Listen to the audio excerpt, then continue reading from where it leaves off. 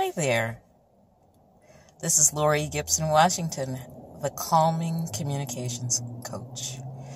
Today I want to talk about the power of language and how it can calm.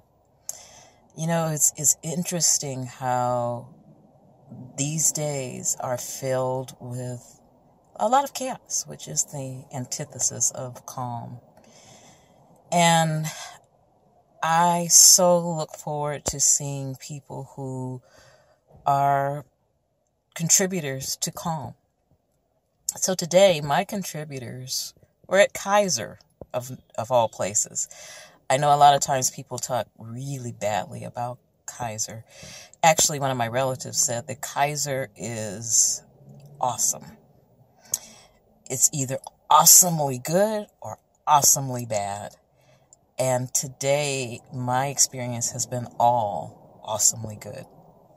I went to see my primary care physician because I got some energy issues. And so I've had some blood tests. And what I loved about her was that she, as we talked, she wasn't trying to push medication. She was really engaged. She was really listening to what was going on with me and had read my test results. And we had an exchange. And that's what calming communications is. It's an exchange. And the exchange went even further because not only did she tell me about how my fatigue was impacted by, being a caregiver and being a business owner, and some steps that I could take to continue doing well and stop doing certain things that were detrimental and start doing some new things.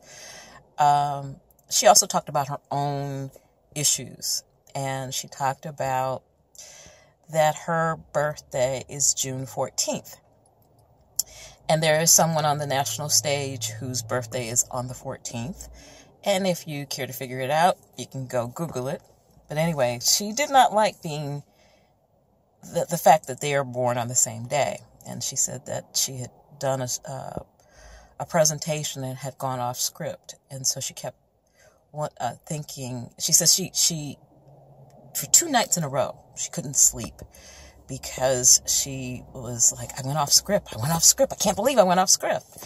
And as she talked about what it was, which was an award presentation, and it was for a colleague, and it went beyond that this person was a good doctor, but was a good humanitarian and worked well in their community, I said to her, it's okay to go off script.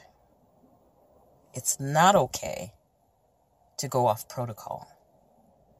And she smiled and she said, I was given no protocol. I was given no guidelines. And I have feedback that says that I did a wonderful job. And my friend said that she felt that she was represented well.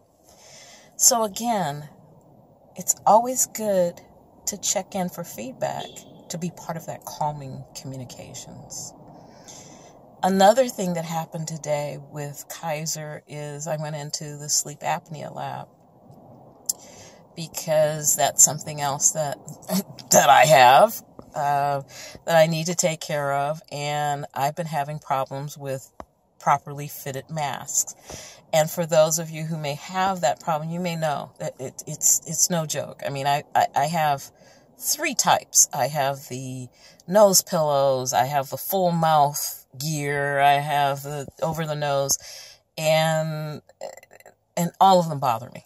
And they cause problems. Like I have acne around my nose when I use the nose pillow, and creases in my face when I use the mask. And so I went looking for the lab, and when I found it, someone said, well, you have to register at the front desk. And I smiled, and I went right into the lab, saw a woman that I had worked with previously. We had a really wonderful relationship, and she lit up when she saw me, and she's like, hey, how are you? How can I help you? And I told her that I needed to get more properly fitting mask. And she said, give me your card and I will help you. Now, I could have gone in and said, this mask doesn't fit and you need to give me another mask. And I probably would not have gotten it.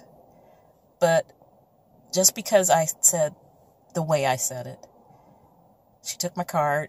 She said, somebody will be with you.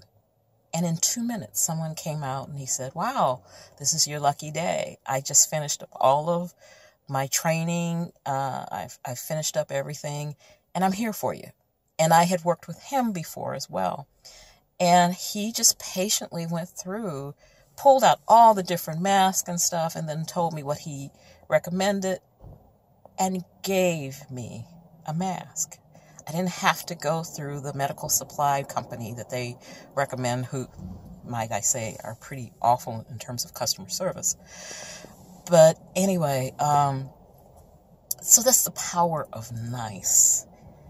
And then in the midst of all of this, so that was the good stuff. That was the good power of language. I've seen some not so good power of language and how it has an impact. And it was two things I saw on Facebook. One was a friend who is an Uber driver. And she went to pick someone up. And so my friend is in her 50s. And she picked up someone in their 20s. And the person in their 20s stood there like, you are going to put my luggage in your trunk, right? And so my friend was like, no, that's not part of the job description. I'll open the trunk for you. And so the 20-something was really angry and felt entitled to having her luggage put in the trunk. Now, I've had situations where I've had an Uber driver, most of the Uber drivers and Lyft drivers that I've had, they just automatically open the trunk and will ask, do you need help putting these things in here? I can see where someone in their 50s is looking at someone in their 20s saying, you're able-bodied, you can do this. For me, I have back issues, and so I appreciate when people do it. I've had an Uber driver who just popped the trunk, never got out, never asked, and so I had to struggle and put my luggage in. Now, I could have gotten an attitude. I probably did briefly. And I took a deep breath and I was like, okay, there's more to the story. And then when I got in the car and I got in the back seat, and usually I like to ride in the front seat whenever I'm at Uber or Lyft, but I got in the back seat. And so I asked the guy, how's your day been? And it turned out he had a really horrible day.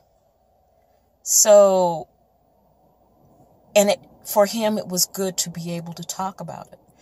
And he wasn't unloading to the point where I was hearing stuff that I never wanted to hear. And because there's some folks, they really do a lot of TMI, too much information. But it made him feel better to be able to talk about it.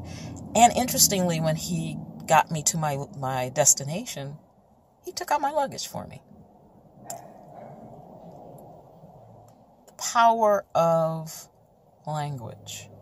The power of please and thank you. So what I want to leave you with is choose your words wisely.